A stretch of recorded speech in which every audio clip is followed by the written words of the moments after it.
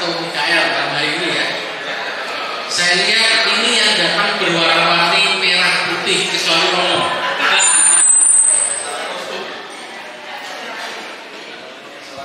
Iya, salah khusus Romo ya.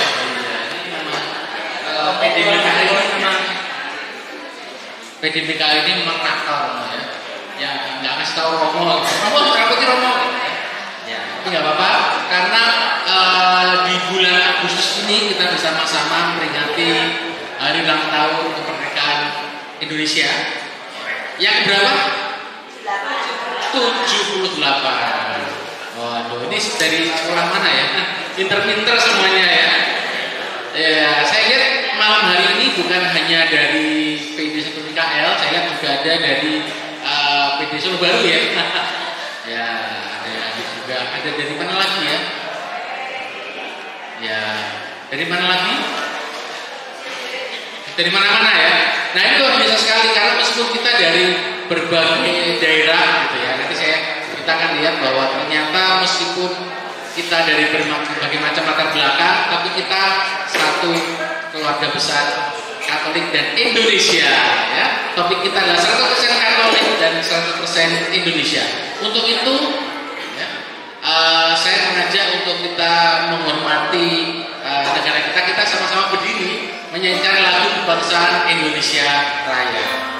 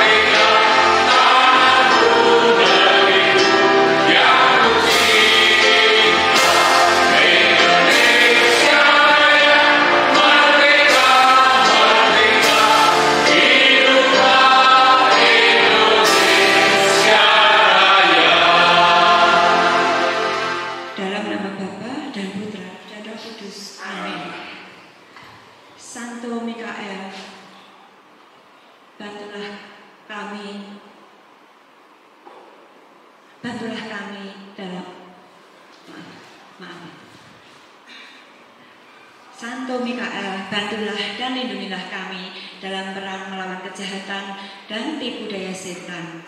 Kami mohon dengan rendah hati, kiranya Allah menghukumnya. Dan Engkau, Panglima Bala Tentara Surga, dengan kekuatan ilahi, usirlah kembali ke dalam neraka setan dan roh jahat lainnya yang berkeliaran di atas bumi, yang hendak membinasakan segala jiwa. Amin. Santo Mikael, doakanlah kami. Bapak Ibu silakan duduk dulu ya.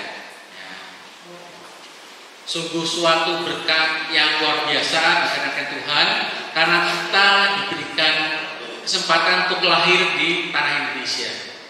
Kita bersyukur bahwa lahir di Indonesia dan dipilih menjadi umat Katolik oleh Allah. Ya. Sungguh ini sebuah berkat yang kita harus hargai. Meskipun kita berasal dari latar belakang yang berbeda, tapi semua kita adalah satu, 100% Katolik, 100% Indonesia.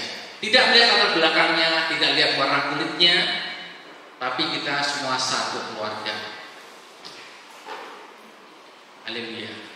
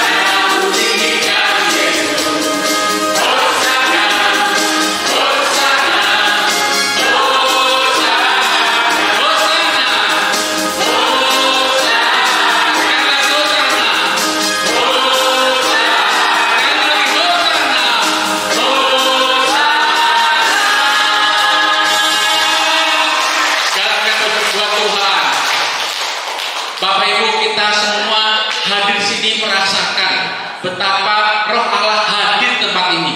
Kita semua merasakan, kita percaya bahwa ketika orang berkumpul dalam rumah Tuhan, maka Tuhan akan hadir di tengah-tengah kita.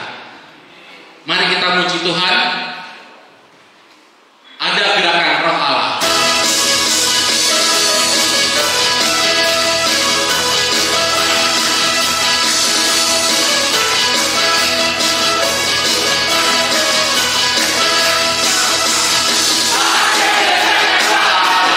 Yeah.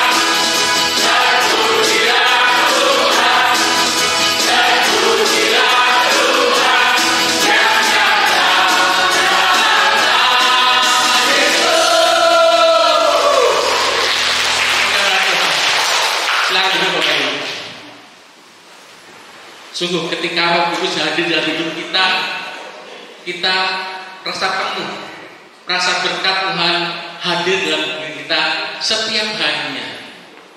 Tetapi kita harus menyadari bahwa kita adalah makhluk Tuhan, hambanya yang penuh dengan kesalahan, penuh dengan dosa, dan kita selalu ingin dekat dengan Tuhan. Tetapi dosa kita membuat kita jauh dari Tuhan. Hanya karena berkat karunia Tuhan, maka segala dosa kita, segala kesalahan kita diampuni olehnya. Kita bersyukur pada Tuhan karena Dia buang dosa kita jauh-jauh, sejauh timur dari barat.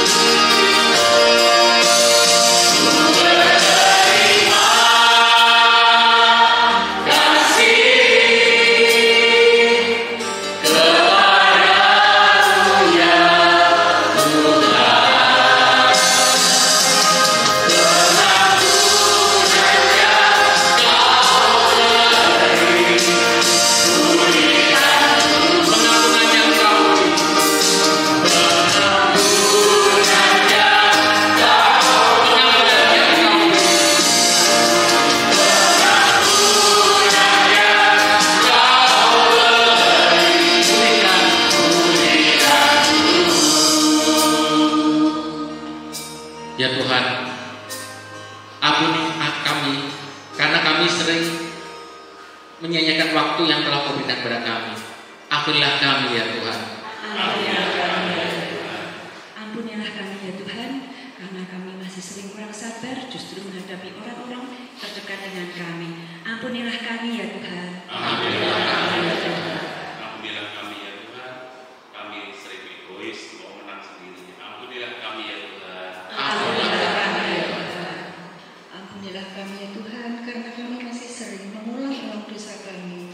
Ampunilah kami ya Tuhan. Ampunilah kami ya Tuhan. Ampunilah kami ya Tuhan, karena kami sering sombong akan kekuatan diri sendiri.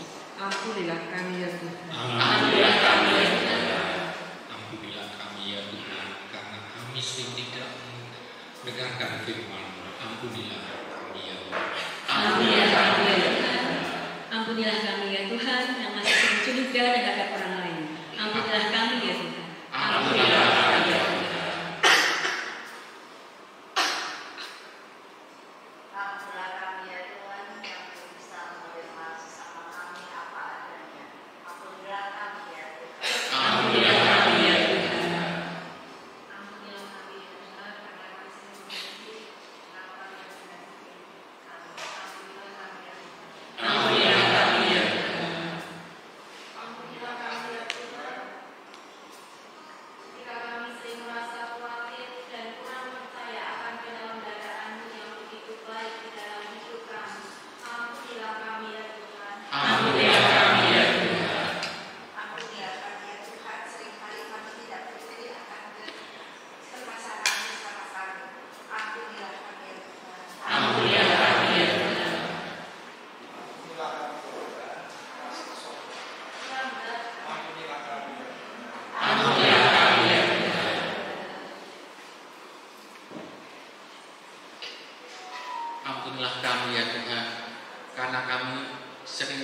kurang perhatian pada keluarga. Ampunilah kami ya Tuhan. Ampunilah kami ya Tuhan.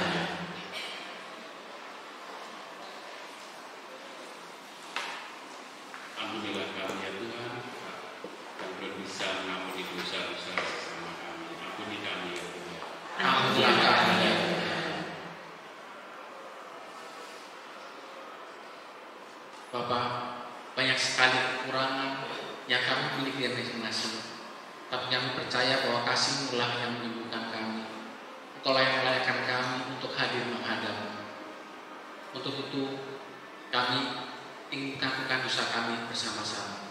Saya mengaku kepada Allah yang Maha Kuasa dan kepada saudara sekalian bahwa saya telah berdosa dengan pikiran dan perkataan, dengan perbuatan dan kelalaian. Saya berdosa, saya sungguh berdosa. Oleh sebab itu saya mohon kepada Santa Perawan Maria, kepada para malaikat dan orang kudus, dan kepada saudara sekalian, supaya mendoakan saya kepada Allah Tuhan. Mohon asumsi dari Allah.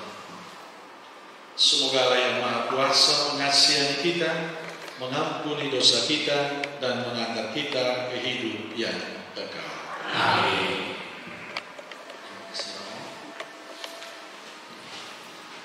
Tiada kurang rasa syukur yang bisa kita sampaikan kepada Tuhan, karena berkat anugerah-Nya segala kesalahan kita diampuni, hidup kita pun dipulihkan sama Tuhan. Banyak sekali hal yang terjadi dalam hidup kita adalah anugerah Tuhan. Semua rencananya indah bagi kita.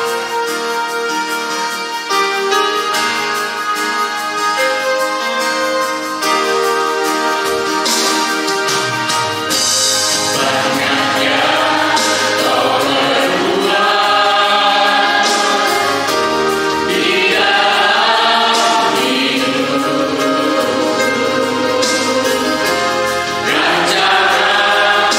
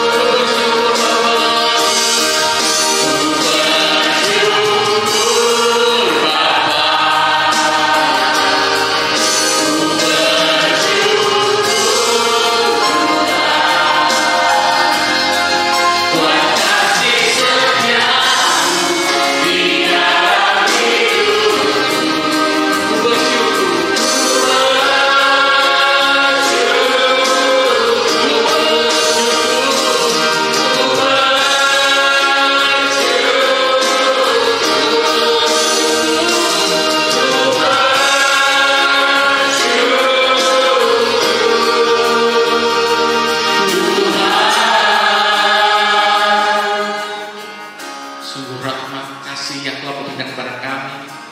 Engkau hadir dalam setiap langkah hidup kami. Engkau menyertai kami.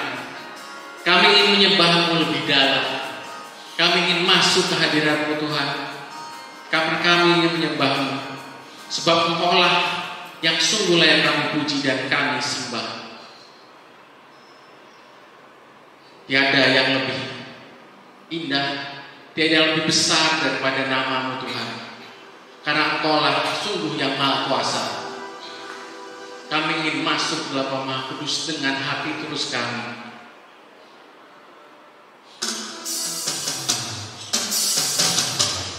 Kami ingin menyembah-Mu.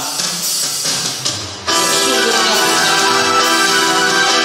Engkau yang dalam hidup kami. Kami percaya malam hari ini Engkau hadir di tempat ini. Bapak Ibu Saudara, mari kita berdiri. Kita sembah Tuhan bersama-sama. Kita berikan bersyukur yang besar.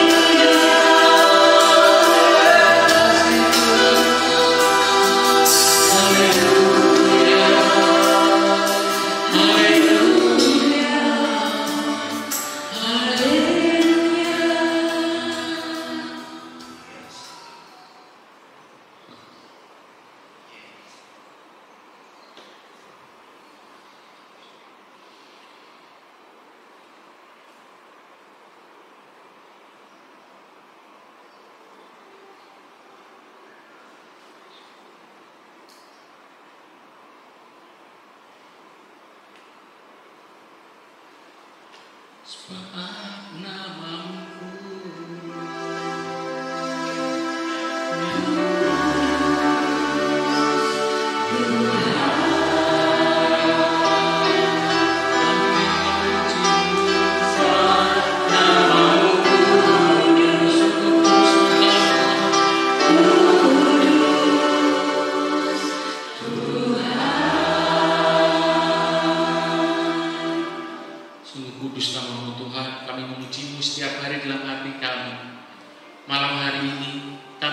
sharing dari hamba-Mu Romo Emmanuel Nuwang.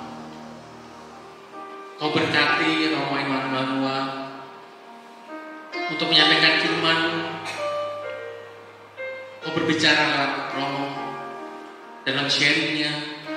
Kau juga buka hati kami semua agar bisa menangkap apa yang ingin kami lakukan sebagai umat-Mu, umat Katolik di Indonesia. Kami warga negara Indonesia, tapi kami juga warga gereja yang universal. Kami percaya ada pesan-pesan yang akan kami dapatkan dari malam hari ini.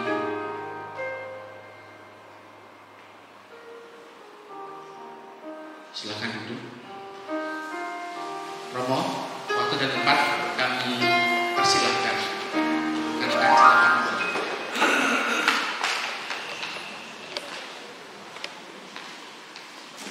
Shalom. Merdeka. Merdeka. Merdeka. Masih warga negara Indonesia. Baik Bapak Ibu, teman-teman semua, saya pertama mengucapkan terima kasih diberi kesempatan untuk ke kota. Saya menganggap Solo ke kota. Dan pada saat saya diminta untuk memberikan sharing atau permenungan tentang 100% Katolik, 100% Indonesia, saya mulai bertanya-tanya apakah kita ini masih Indonesia atau tidak. Masih warga Indonesia? Masih Katolik? Lalu untuk apa saya sharing di sini? Tapi saya merasa bahwa banyak orang menyebut 100% Katolik, 100% Indonesia. Tapi orang nggak tahu siapa orang itu yang memunculkan ide itu. Maka malam ini saya ingin mengajak kita belajar dari orang itu. Dan itu wajahnya ada di situ. Wajahnya ada di ini Insinyur Albertus Sugiopranoto yang mencetuskan 100% Katolik dan 100% warga negara Indonesia. Banyak orang kagum dengan beliau, dan bagi saya orang yang sangat istimewa. Uskup Pribumi yang pertama di Nusantara. Ini orang Jawa asli, dan orang itu adalah yang lahir di Solo ini, Surakarta. Yang merumuskan pernyataan terkenal 100% Katolik, 100% Indonesia. Di bawah kepemimpinannya seluruh umat Katolik di Jawa menjadi pendukung dan pejuang politik. Itu yang digaungkan oleh Insinyur Sugiopranoto. Maka kalau orang bicara soal 100% Katolik, 100% Indonesia, maka seharusnya orang ingat manusia satu ini. Tapi sekarang dia sudah di surga. Dan ternyata bukan, saya itu mencoba melihat, ternyata orang ini bukan orang Katolik sebenarnya. Awalnya bukan orang Katolik. Bukan seperti saya misalnya dibaptis langsung dari kecil, bukan. Berasal dari keluarga, tidak berasal dari keluarga Katolik. Agama Katolik waktu sudah masih kecil, masih baru sukses membaptiskan beberapa keluarga Jawa. Dilahirkan di keluarga latar belakang Islam Jawa. Kaum sekarang disebut dengan kaum Abang. Ia lahir tanggal 25 November 1896. Dia sendiri keturunan Kiai Supa, seorang tokoh Islam terkenal. Berasal dari Surakarta, kemudian hijrah ke Jogja, dan pada usia 13 tahun. Jadi sampai usia 13 tahun dia belum menjadi seorang Katolik. Dia masih menjadi seorang Muslim.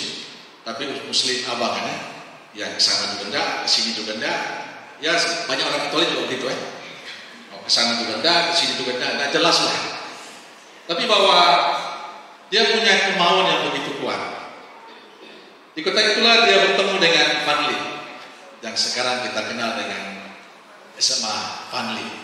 Dan SMA Vanli itu adalah mencoba menghidupkan kembali semangat yang dibawa oleh Vanli pada saat itu. Ini seorang Yesuit.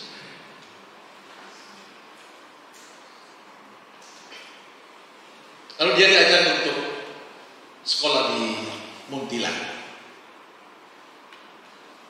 Sejak awal memasuki tempat pendidikan yang dikelola oleh Vanli, Sugio tidak ingin menjadi Katolik. Jadi dia tetap ingin menjadi seorang Muslim.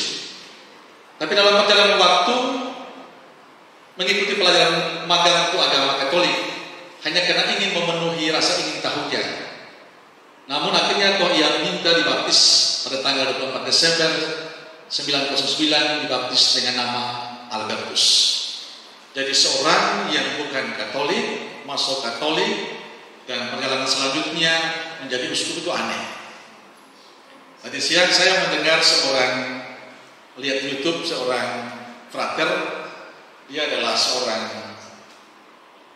dokter spesialis kandungan tamatan Filipina. Lalu sekarang dia baru menjadi seorang frater. Jadi perjalanan hidup itu kadang-kadang bingung. Orang tuanya mengatakan kamu nggak boleh masuk frater. Tapi sejak dia bertemu dengan seorang imam pada pada kelas 3 SMA, ketertarikan menjadi frater itu terus dipupuk oleh dia. Disuruh kuliah dia manut saja. Setelah semua selesai kuliahnya, pulang dari Filipina, dia mengatakan ini saatnya saya harus masuk frater. Maka Bapak Ibu bisa membedakannya. Yang lain usianya belasan tahun, dia sendiri yang paling tua. Tapi bahwa dia punya kemauan yang terus-menerus dan dia bangga dengan pengalaman hidupnya. Dan Albertus ini adalah salah satu contoh bagi kita. Dari seorang yang hanya melihat Katolikan, ya sekolah di Vanli, mimpi saya kira bukan mimpi untuk menjadi Katolik. Tapi sekolah Vanli adalah sekolah yang dianggap favorit.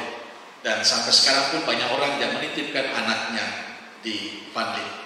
Saya dulu mengenal OMK, dulu saya tugas di Salatiga itu Ketua Komisi Kepemudaan IFIK Kabupaten Semarang. Dan para aktivis muda itu adalah orang Munthilan.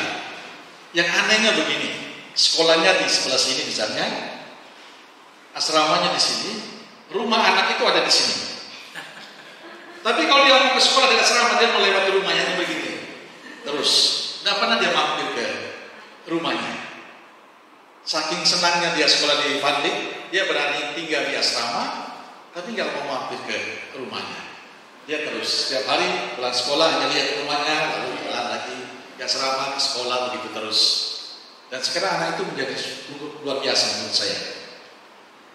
Tahun 1915 lulus dari Munthilan dan kemudian selama setahun menjadi guru. Dan lama kemudian dia merasa terpanggil untuk menjadi imam Katolik. Untuk memperdalam agama Katolik sejak 19 hingga 19 yang menjalani pendidikan imamat. Jadi pendidikan imamat itu macam-macam ya. Kalau penjenengan kuliah itu dapat S1 itu berapa tahun ya? 3-4 tahun ya. Jadi imam sebelum dapat S1 itu berapa tahun? Orang SMA 3 tahun. Kami SMA 4 tahun. Karena dari SMP masuk kelas 0 dulu. Setelah kelas 0 diseleksi masuk kelas 1 SMP SMA. 3 tahun di SMA, orang kuliah tingkat 1, kami masuk novisiat, pengolahan, pembinaan setahun lagi. Orang sudah semester 5, 6, kami masuk novis tahun kedua. Orang wisuda, kami semester 1. Temanku sudah wisuda, saya baru semester 1. Nanti temanku sudah kerja, saya sudah tua.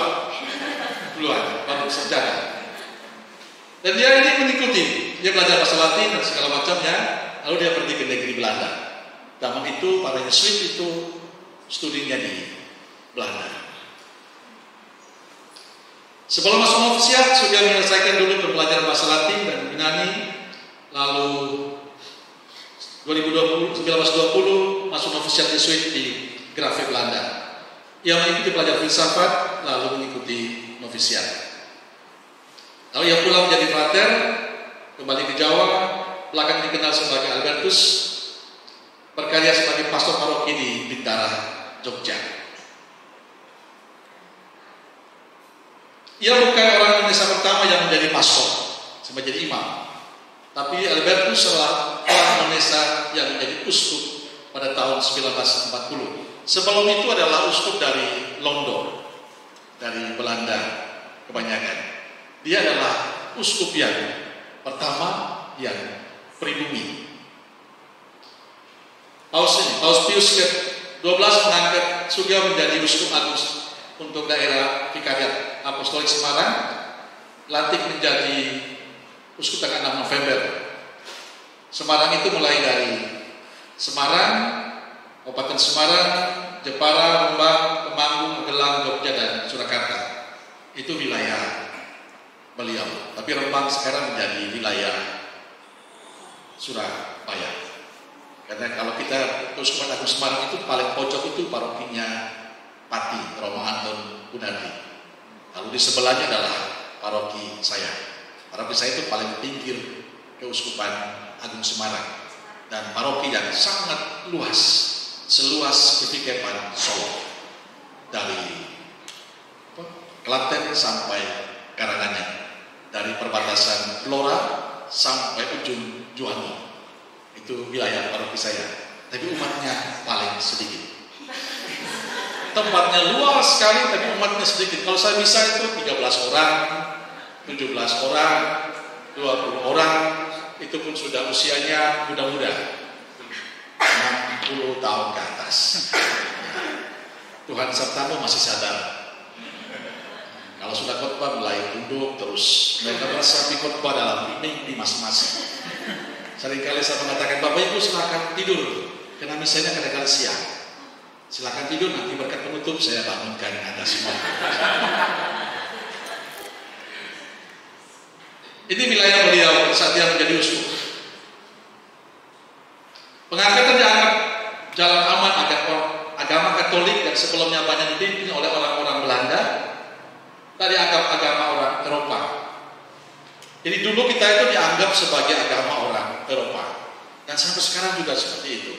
Tidak tertentu menganggap bahwa agama Katolik itu agama orang-orang Eropa, orang-orang yang kirim dari sana. Maka kalau kita membuka dokumen gereja itu kebanyakan bahasa-bahasa Belanda yang saya sendiri tidak tahu sama sekali.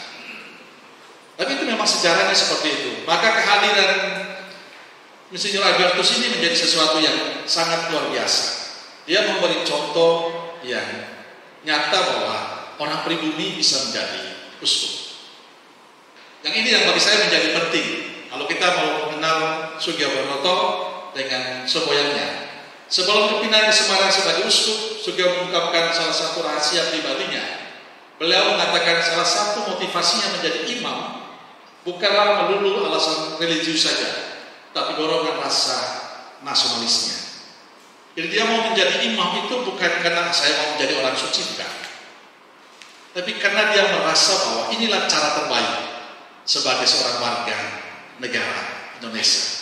Dia sangat mencintai bangsanya. Dan karena itu dia mau menjadi imam. Dia mengatakan ini, keputusan untuk menjadi imam itu karena didorong untuk mengabdi bangsa. Saya telah mencari beberapa kemungkinan profesi, tetapi tidak ada yang lebih memuliakan Tuhan dan sekaligus untuk mengabdi bangsa selain menjadi imam. Maka sekarang menjadilah imam semua. Kalau Bapak Ibu mau. Jadi beliau menekankan bahwa pilihan hidupnya menjadi seorang imam itulah pilihan yang terbaik. Karena dia bisa melakukan apa saja untuk bangsa ini. Kalau Bapak Ibu kan masih terikat dengan berbagai hal, keluarga segala macam. Tapi pada saat dia memutuskan menjadi imam dan pada akhirnya menjadi uskup, maka mimpi dia bahwa saya ingin mengabdikan diri itu semakin nyata. Dia akan menjadi seorang pahlawan nasional. Jadi karena kecintaannya kepada bangsa ini, 100% Katolik, 100% Indonesia, kata Albertus, belakangan jadi semboyan orang Katolik terhadap kemerdekaan Indonesia. Banyak pemuda terpelajar Katolik yang bergabung dengan Republik, bahkan juga ada yang gugur untuk Republik ini. Ini beberapa contoh yang bisa kita perhatikan. Beberapa orang yang memang mengabdikan diri untuk bangsa ini. Kalau di Solo ini kita bisa mengenal banyak nama. Ade Sucipto, Slamet Riyadi, itu juga tokoh-tokoh Katolik. Maka kalau orang Bapak Ibu kalau lewat jalan Ade Sucipto sama jalan Slamet Riyadi, jangan buang sampah di situ. Karena itu jalan orang kudus. Kalau panjenengan misalnya dari mana? Bendara lewati Ursulin, hati-hati. Itu jalan orang yang paling kudus di situ. Sama dengan ini kamu naik dari sini terus ke sana, nah itu jalan orang kudus. Maka jangan buang sampah di jalan, jangan buang air liur di situ. Kalau bawa mobil sopan di situ, karena itu jalan orang kudus. Maka pada saat panjenengan melewati jalan-jalan itu hati-hati. Itu harus lebih sopan. Memimpin umat Katolik termasuk di masa perseteruan orang-orang Katolik dengan orang-orang komunis. Romo Albertus dikenal sebagai pastor yang memakai kebudayaan lokal Indonesia, khususnya Jawa. Dalam membumikan Katolik Indonesia, dia membolehkan wayang dan juga gamelan dalam dakwah Katolik. Maka sampai sekarang itu kita melihat di gereja-gereja yang masih nuansa Jawa itu ada gamelan-gamelan. Idenya adalah orang ini, beliau yang memproklamirkan budaya-budaya Jawa masuk dalam gereja.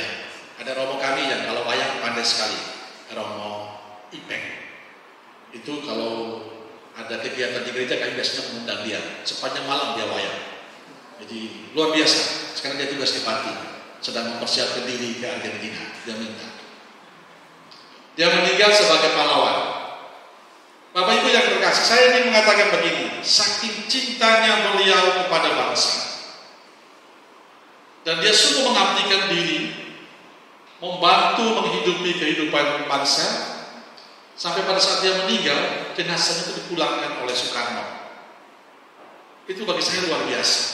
Pada saat dia meninggal di Belanda, dia mulai sakit-sakit pulang kembali ke Belanda, dan kami para biarawan kan tergantung keputusan provinsial.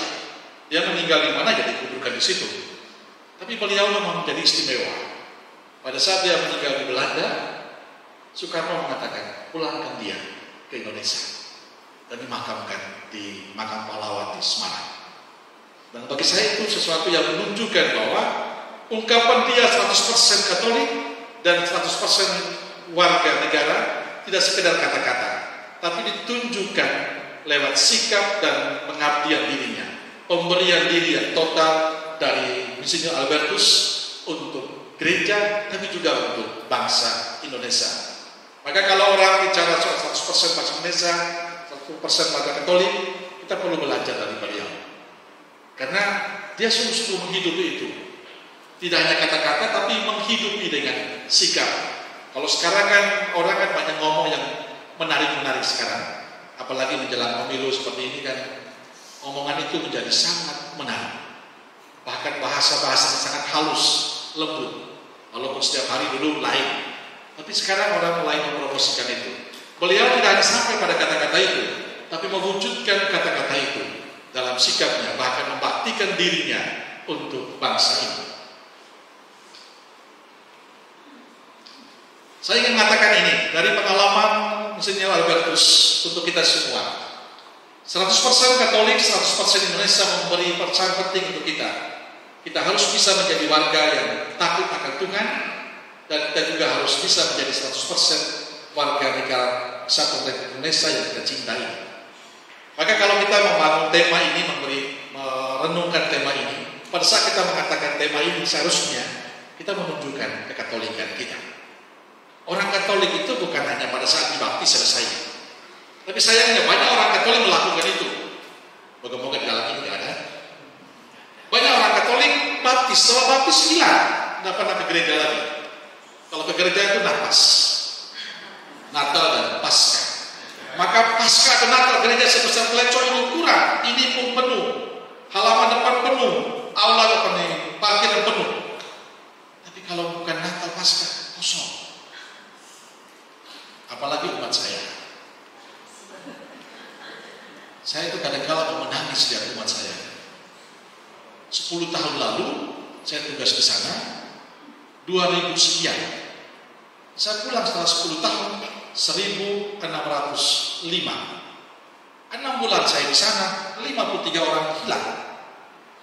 Tinggal 1600, dulu ada 56, sekarang 1605.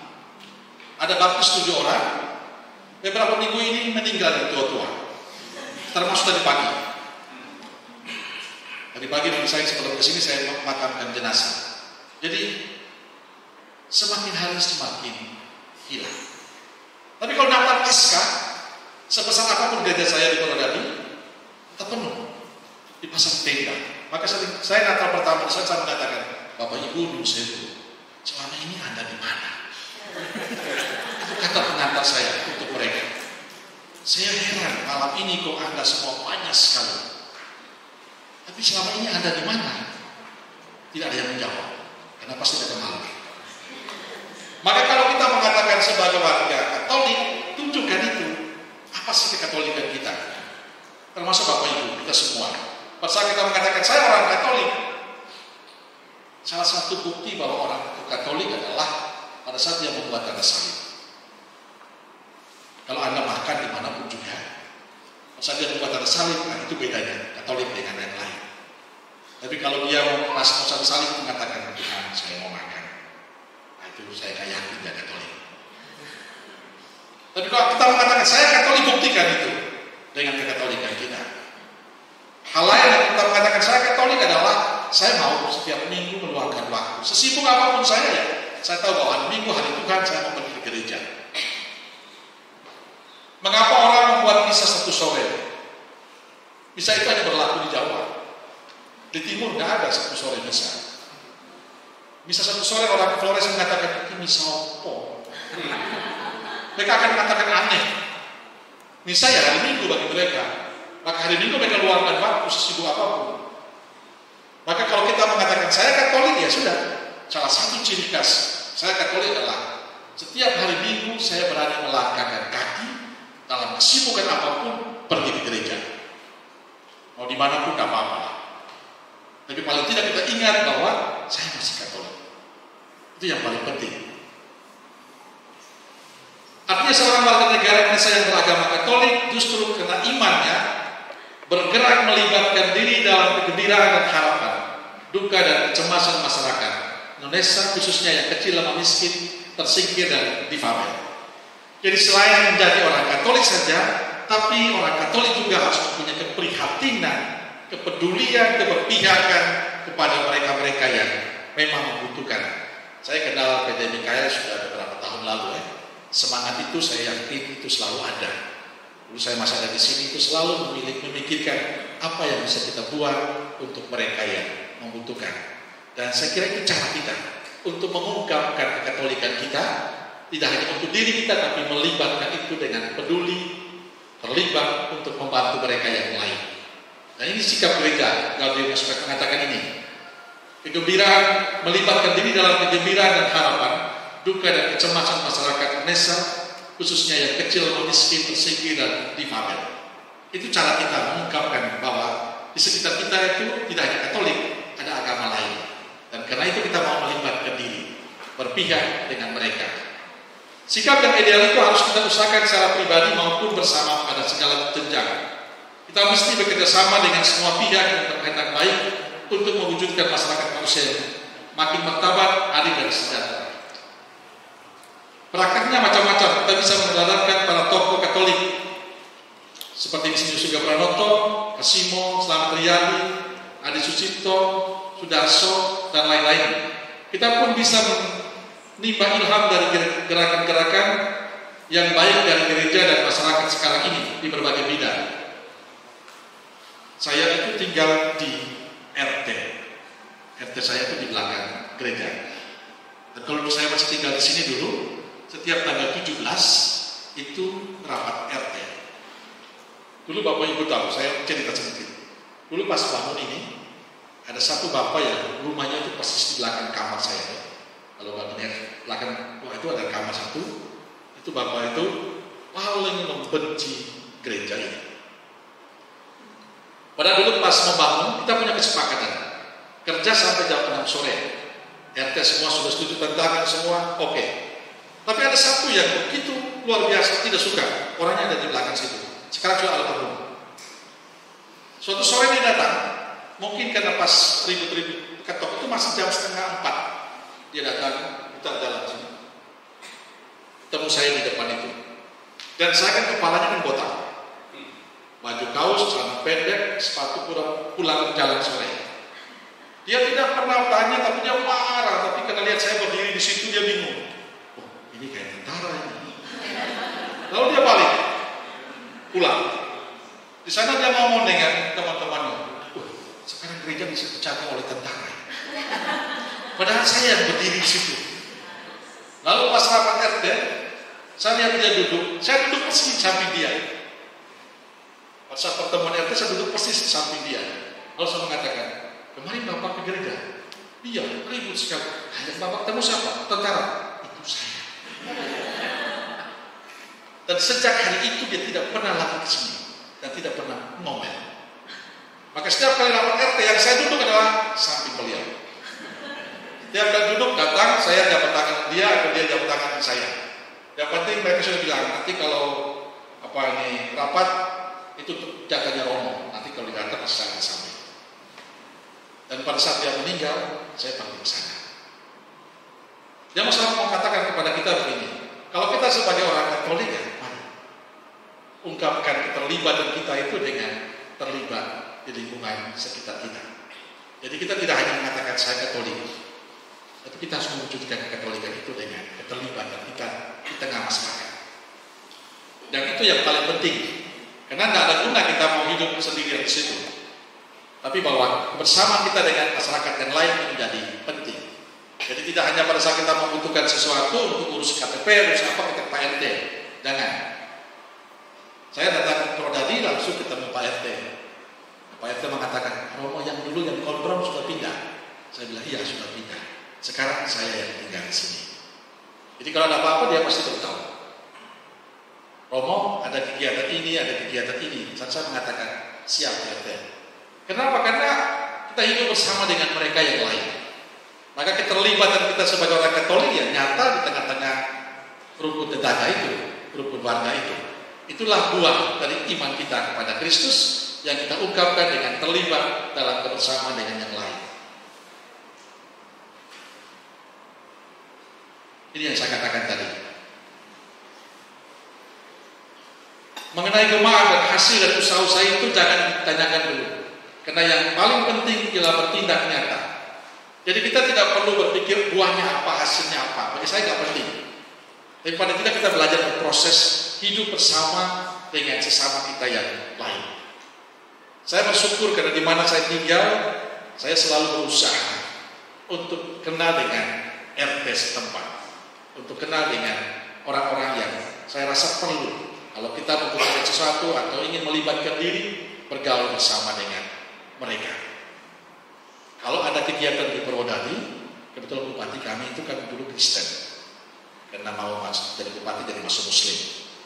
Maka dia sangat menghormati romonya. Maka Pak Ustadz pernah mengatakan begini, kenapa ya kalau setiap kali pertemuan yang disapa pertama adalah romonya, kita yang lain nggak disapa. Jadi kalau ibu bupati, kalau kami mau pelantikan atau apa, masuk pertama tuh selalu cari dulu saya di mana. Dia lihat, saya kan pakai jubah sendiri. Dia lihat dulu gue, pasti akan datang ke sana. Selamat datang Romo. Sampai Pak Ustadz, Pak Pendeta mengatakan, Romo, kenal? Ya karena yang pakai paling aneh kan cuma saya. Kampanyenya pakai jas semua. Saya kan pakai jubah, yang paling aneh kan cuma saya. Maka dia akan mencari orang aneh di situ.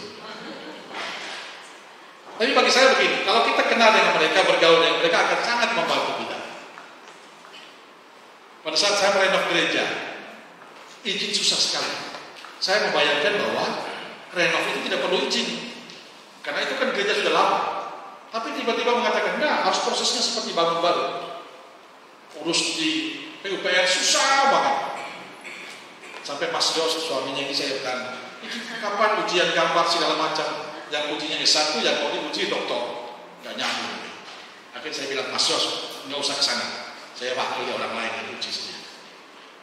Karena mentok semua aja telepon Ibu Bupati, Bu, kok urus tanah tanah gereja kok susah betul. Kenapa dong? Enggak tahu begini, gampang banget saya urus. Dia telepon ke sana selesai. Saya kita sampai dahi kerut mikir itu kok dia cuma telepon selesai. Tapi itu kena relasi.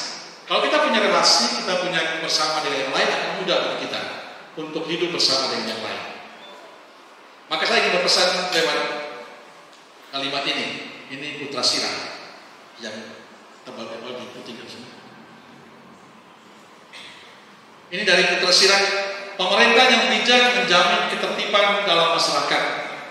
Pemerintah yang arif adalah yang teratur.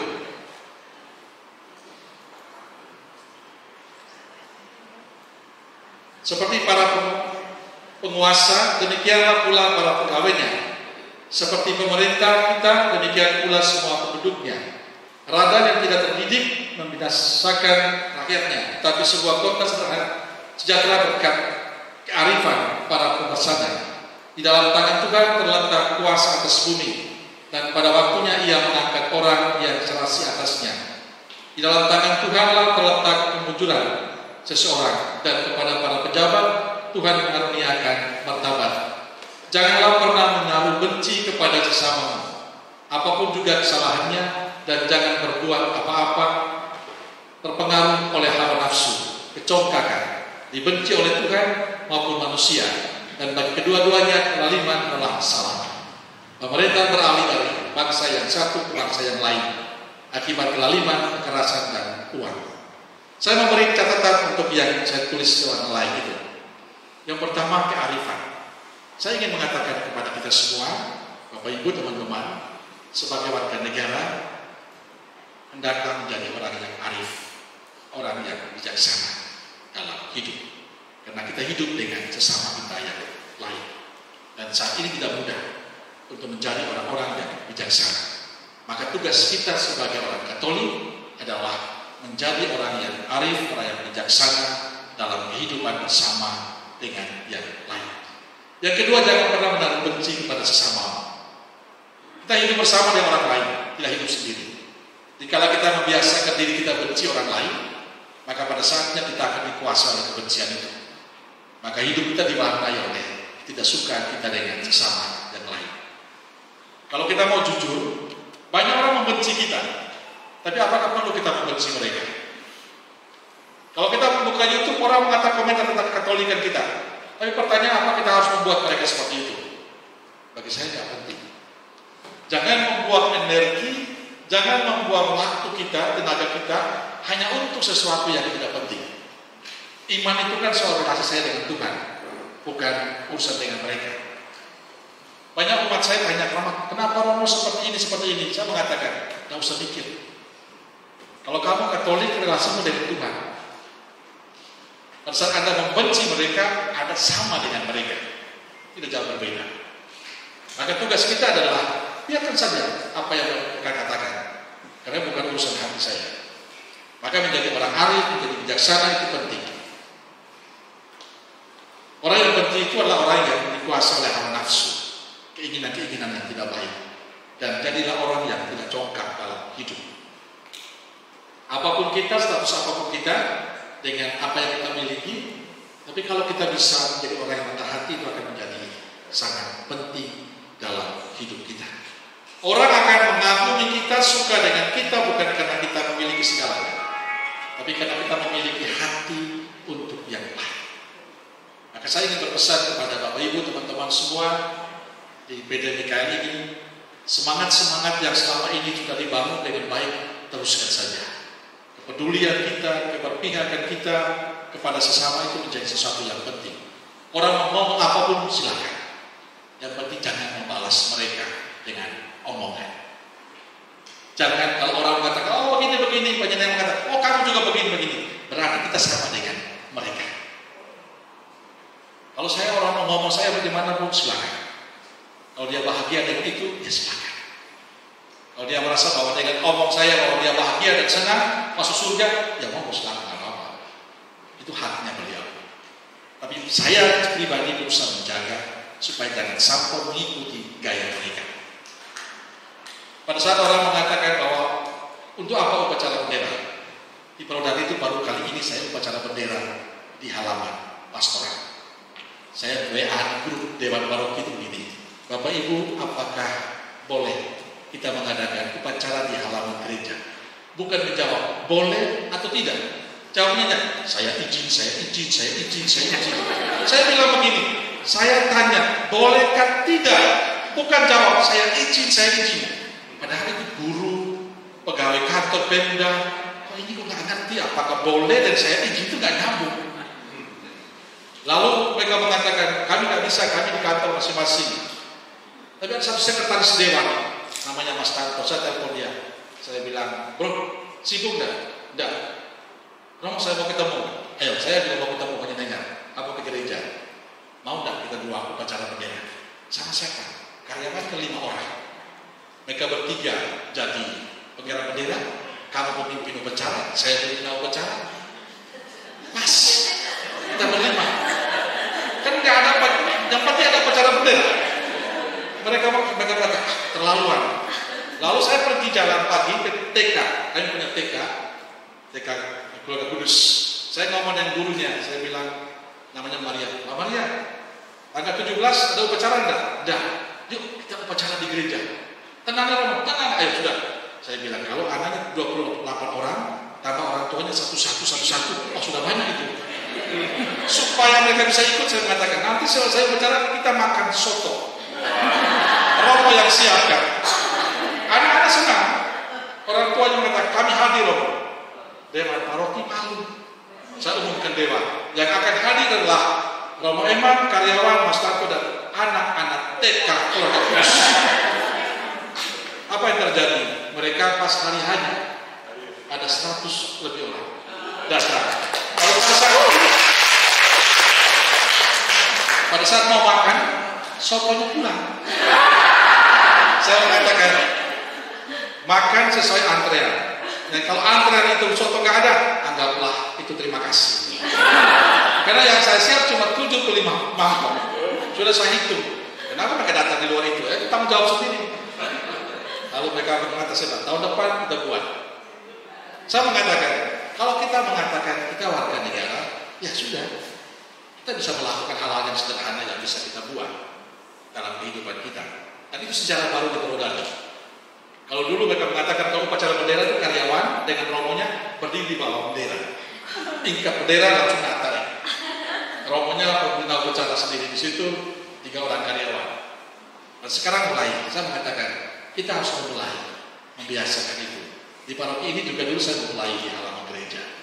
Kenapa? Salah satu contoh bahwa kita adalah warga negara. Kita punya keterikatan dengan bangsa ini. Jadi jangan hanya mengatakan saya orang Katolik saja. Tapi tunjukkanlah kekatolikanku itu di tengah-tengah kehidupan kita dengan yang lain. Maka kalau kita hidup seperti yang saya katakan tadi, akan menjadi indah. Menjadi orang yang bijaksana dalam hidup, terlibat dalam kehidupan bermasyarakat, RT kita, lingkungan kita, lalu menjadi orang yang membiarkan hati kita penuh kedamaian.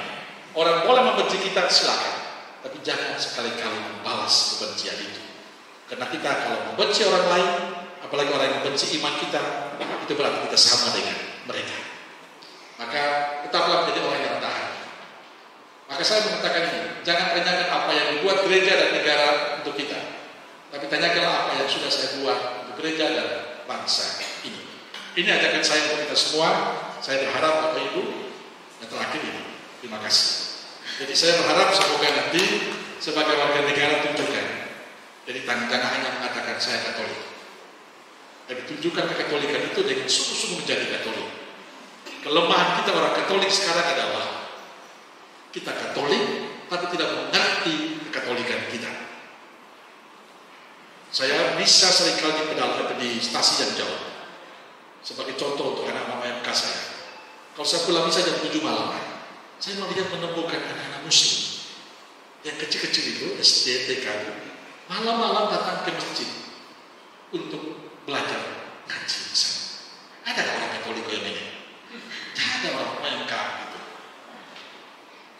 Kalau saya bisa di lingkungan, satu lingkungan nama lingkungan 6, di depan itu pesantren. Setiap malam mereka pergi, anak-anak muda pergi ke masjidnya belajar Al-Quran di sana. Orang Katolik Kita itu Katolik, tapi Katolik yang tidak mengganti tentang Katolikan kita. Maka supaya kita lebih Katolik sedikit ya, paling tidak hari Minggu ke gereja lah itu. Kalau nggak tahu tentang banyak, nggak usah tahu, nggak apa-apa lah. Yang penting hari Minggu muncul di gereja. Bapak Ibu yang nggak pernah ke gereja bertobat lah secepatnya.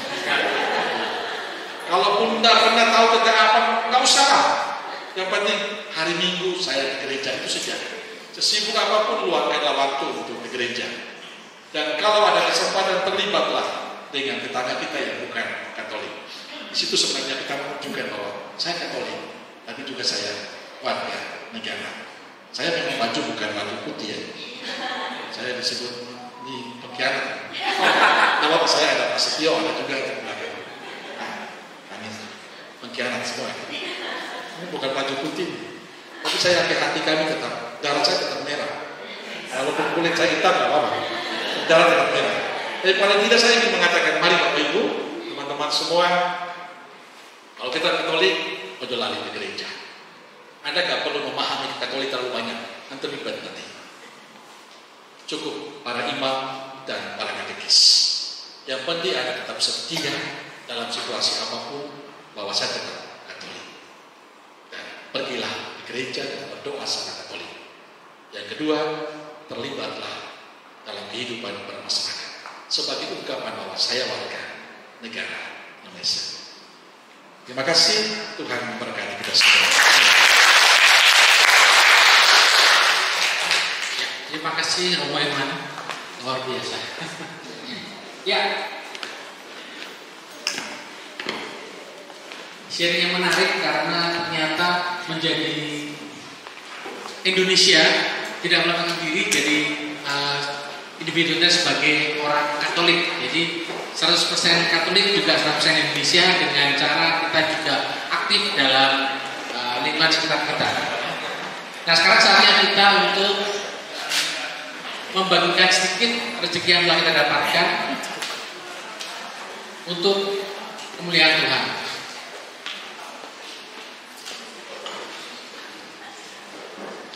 Betapa kita tidak bersyukur.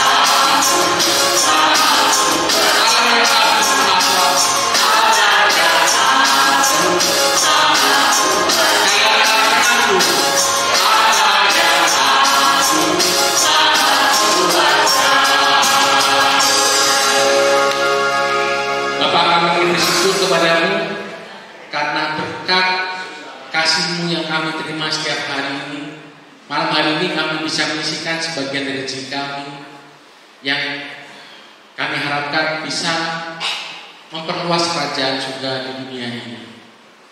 Kami mohon kabulkanlah doa kami.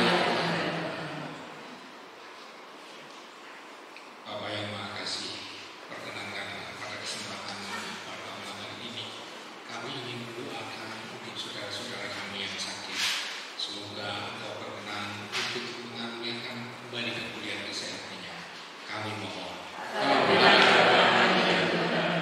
Bapak yang terkasih, kami juga berdoa untuk Bapak Paus Fransiskus, untuk para uskup, para imam, para diakon, dan semua pelayan jemaat.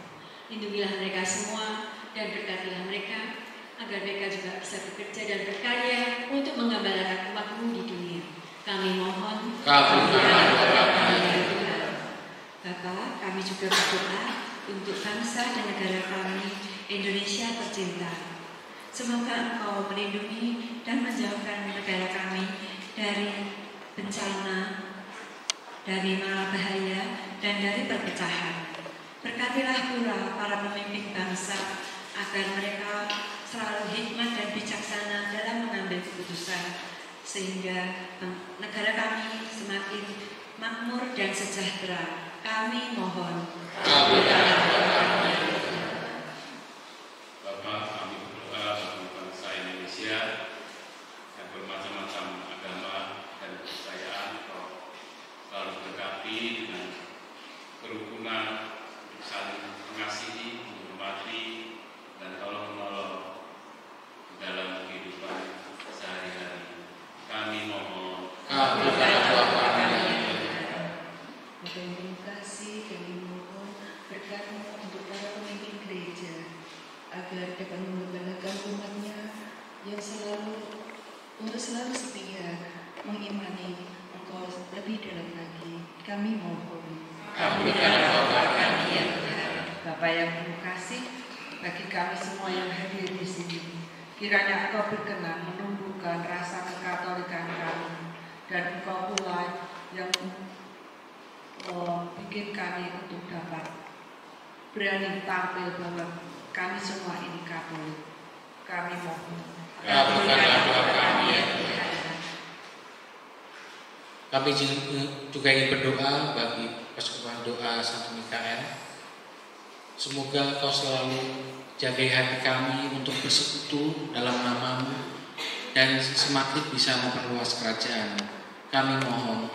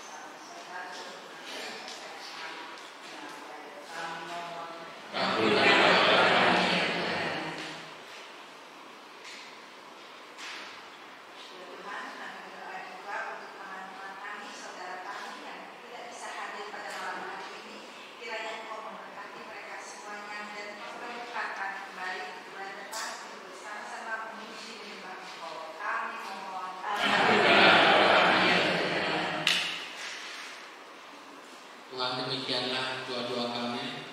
Kau yang tahu apa yang dalam hati kami masing-masing. Kami menyatukan doa-doa ini dengan doa yang diajarkan oleh Tuhan Yesus sendiri. Bapa kami yang ada di surga, dimuliakanlah namamu, datanglah kerajaan, jadilah kehendakmu, biarlah bumi seperti dalam surga. Berilah kami rezeki pada hari ini, dan ampunilah kesalahan kami, seperti kami mengampuni kesalahan kami. Dan jangan masukkan kami dalam pencobaan, tapi bebaskanlah kami dari jahat. Mari yang Bunda Gereja, terimalah salam kami. Salam Maria, penuh rahmat Tuhan bersamamu. Terpujilah Engkau di antara perempuan, dan terpujilah buah tubuhmu Yesus. Santa Maria Bunda Allah, doakanlah kami yang berdosa, sekarang dan pada waktu kami. Kemuliaan kepada Bapa, Putra, dan Roh Kudus. Mohon berkat dari Romo. Tuhan bersamamu. Semoga persekutuan doa kita, keluarga kita masing-masing, dan perjalanan pulang kita setelah kita malam ini diberkati oleh Allah yang Maha Kuasa, Bapa, Putra, dan Roh Kudus. Amin. Terima kasih Romo.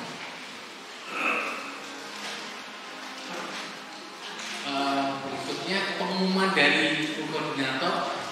Oh, silakan Bu Koordinator.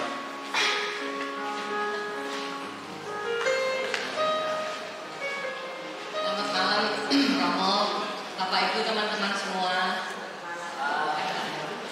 Pertama-tama saya ucapkan terima kasih Romo yang sudah memberikan renungan, mengingatkan kita untuk tidak malu mengakui kekatolikan kita. Terima kasih juga untuk Bapak Ibu, teman-teman yang sudah hadir, terutama yang baru datang pertama kali di PD Santo Mikael. Selamat datang. Kita beri tepuk tangan untuk dulu kehadirannya bulan depan untuk datang kembali. Seperti biasa saya akan memberikan beberapa pengumuman untuk bulan depan. Kita bulan September akan mengadakan misa pesta nama Santo Mikael di Rumah Makan Orient jam 6 sore tanggal 29 September. Mohon kehadiran Bapak Ibu, teman-teman semua. Ya, tanggal 5 September kita juga akan mengadakan PD Silang melayani di PD Faustina di Klaten.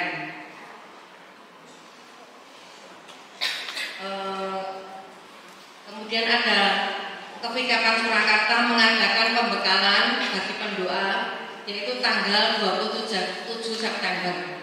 Bagi Bapak Ibu yang mau bergabung, silakan nanti bisa menghubungi Ibu Cici atau Debbie untuk pembekalan bagi pendoa.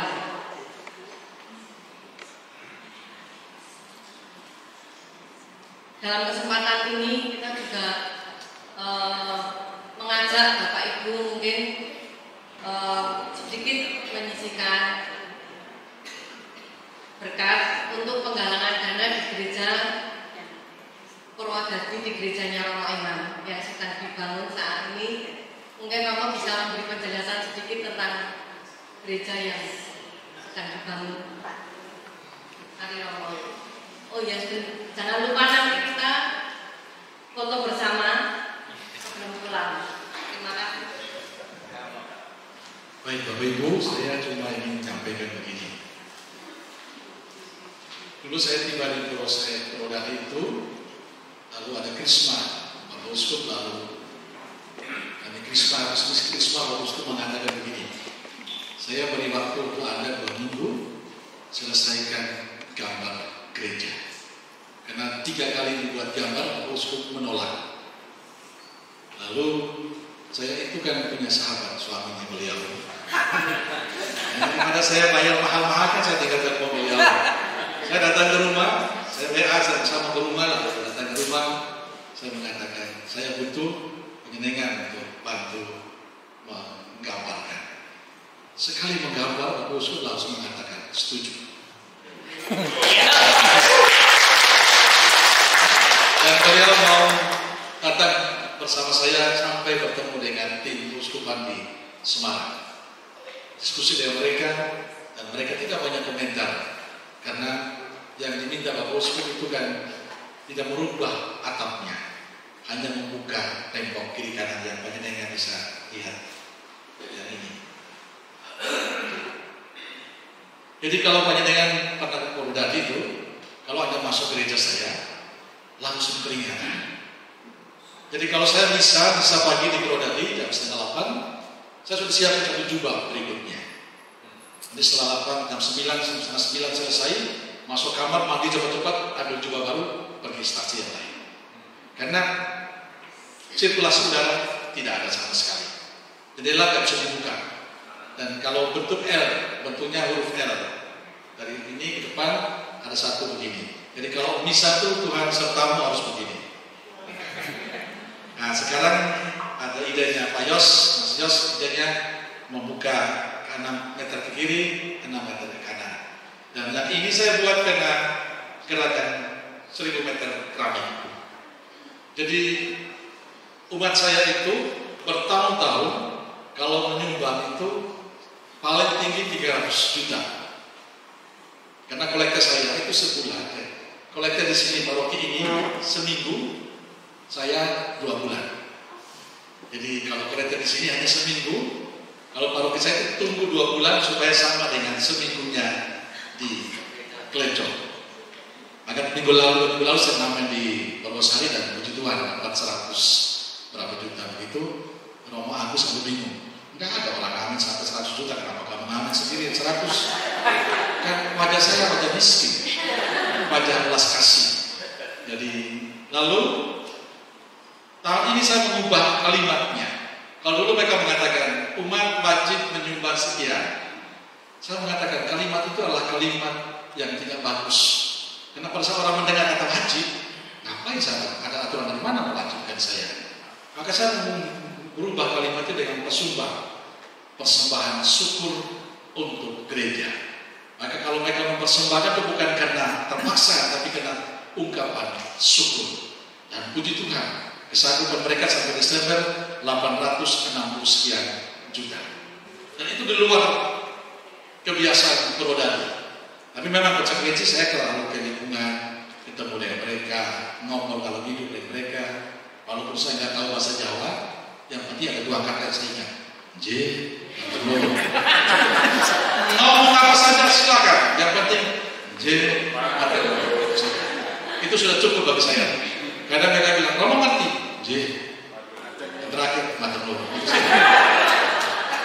Dan kebetulan kami membutuhkan keramik, maka saya membuat gerakan ini. Ini memang kekurangan kerjaan saya saja. Dan yang membuat ini bukan orang Purwodadi, teman saya di sini di Solo, Mas Teguh. Saya memberikan kata-katanya, kalimatnya, Mas Teguh tolong bantu saya dengan ini. Mas Teguh yang mengedit renungan saya setiap hari, dan dia yang membuat ini. Maka Bapak Ibu, saya butuhkan renovasi gereja. Yang saya butuhkan sekarang adalah keramik. Jadi harganya itu ini, saya sudah cek semua 187.500. Memang teman-teman mengatakan, saya bilang kalau kita membangun sekali bangun bagus, jangan sampai membuat masalah di kemudian hari. Maka jadi 1 meternya itu 187.500. Maka kalau orang 1 orang 1 meter itu sudah lumayan bagi saya di Purwodadi. Mengapa saya menulis ini? Karena umat saya kan orang sederhana semua. Jadi kalau saya mengatakan 1 kotak agak susah, maka saya sebut 1 meter dan saya cek harganya supaya mereka tahu 1 meter nggak apa-apa. Maka ini yang saya buat, dan puji Tuhan umat saya walaupun mereka sederhana, mereka mengatakan, Romo saya 1 meter, udah apa-apa. Orang mengatakan malu, saya ada menyumbang 1 batang merah pun saya terima, nggak pernah akan saya tolak.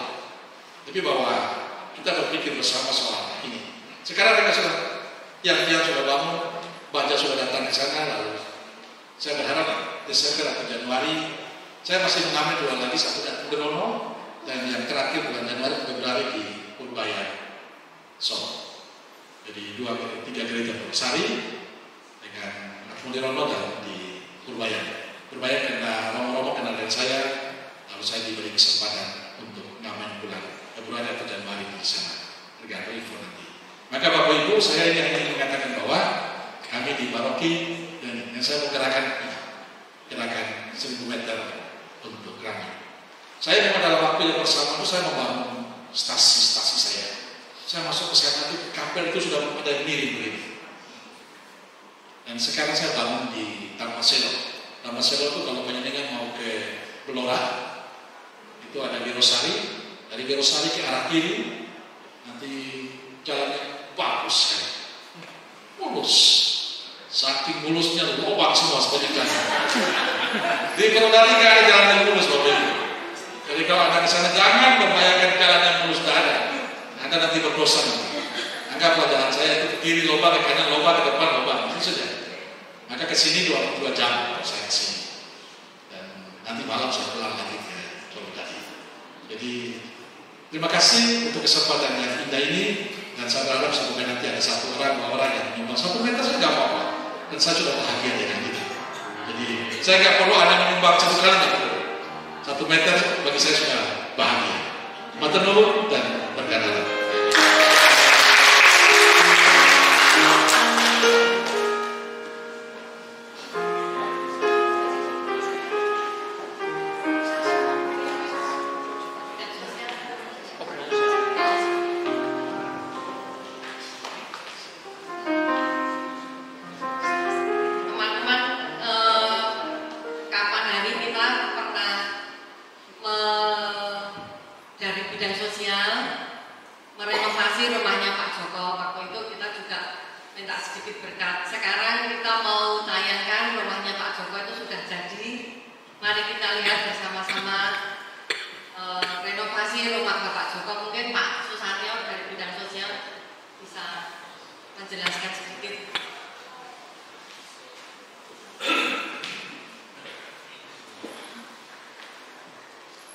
Terima kasih, selamat malam teman-teman. Selamat malam Romo. Sebetulnya saya waktunya tadi singkat, sebenarnya waktu untuk Romo memang. Tapi saya lihat tadi tema yang bagus tuh peduli dan terlibat. Ini saya singkat saja. Jadi ini ceritanya rumah Pak Joko ini adalah saya pasti harus apa adanya. Dia pemulung sampah-sampah kerjanya. Jadi keluarganya, istrinya itu stres berat, sudah ke psikiatris 3 kali dinyatakan sembuh, tapi faktanya tidak sembuh. Putra putrinya ada 3, 1 meninggal, 2 menurut Pak Joko di rumahku tidak aman karena bocor semua, dindingnya lubang semua. Jadi kalau kerja ke pabrik-pabrik ngambil sampah itu putranya 2 ikut semua dengan sepeda motor 3. Singkat cerita, HUT Alila itu kita ada dana sisa 24 juta atau bagaimana. Itu ada dari paroki Mojosongo, Romo Min, itu ada penggerak untuk renovasi rumah, ada timnya, bicara sama Leni. Singkat kata, Leni bicara sama Bu Syamlan Bulani, terus sampailah ke bidang sosial PDMK. Saya yang sangat terkesan, saya itu juga asal bekerja, teman-teman sangat terketuk hatinya dengan tulus, spontan, langsung pengumpulan dana. Saya tidak katakan bedah rumah, tetapi renovasi rumah. Seperti ini keadaan sebelumnya. Jadi bocor sampai sudah tidak layak. Nah, kenapa kita merenovasi rumah Pak Joko? Dikarenakan Romo Minato dari paroki Mojosongo, Pak Joko ini adalah gereja di sana, umat. Sudah memberi sumbangan hanya berapa juta, tetapi uangnya tidak cukup. Akhirnya sampailah ke bidang sosial PDMKL seperti ini. Nah, setelahnya kita bongkar, kita renovasi semua, dinding kita betulin, atap yang bocor-bocor itu kita betulin semua. Dalam waktu 1 bulan bisa selesai. Kemarin tanggal 22 Juli kita serah terima kepada Bapak Joko, diresmikan oleh Romo Min dan Romo Aris. Nah, itulah. Kita perlu appreciate teman-teman di sini semua yang tidak bisa saya katakan satu persatu, menyumbangnya luar biasa. Kita tepuk tangan untuk beliau-beliau.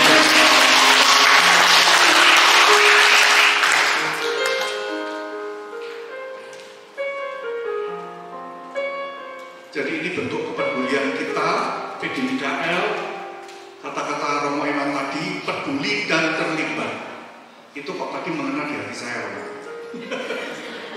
Kayaknya Romo dapat lagi nanti prodi kayaknya Romo ya. Puji Tuhan ya Romo ya. Nah nanti kalau sudah Romo foto lagi seperti kita ya Romo.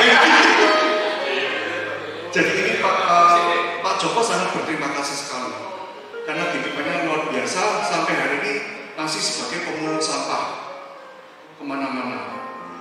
Dan putranya 2 ikut. Istrinya sangat stres sekali di rumah. Saya belum bisa untuk menyelesaikan bagaimana istrinya itu. Jadi sampai Pak Joko itu membawa putra-putrinya 2 anak itu untuk ikut bekerja. Kenapa? Karena dia tidak nyaman ditinggal dengan istrinya. Anda pasti tahu apa yang saya maksud, tapi saya tidak mau vulgar untuk bicara. Itu saja. Sekian, terima kasih dan sekali lagi tepuk tangan untuk teman-teman yang telah menjadi pengatur Pak Joko. Habis ini Pak Iman nanti berkah ya Pak ya. Ya, terima kasih. Baik, terima kasih. Kita akan tutup Islam 2 malam hari ini. Tapi jangan lupa ya, nanti kita foto bersama ya setelah nyanyi bersama dan gerak sedikit ya. Nah, seperti tadi disampaikan oleh Romo bahwa kita adalah Katolik, tapi juga harus terlibat juga sebagai wujud sebagai kita warga negara. Maka kita akan beri saksi Kristus di dalam hidup kita sehari-hari. Mari kita berdiri sama-sama.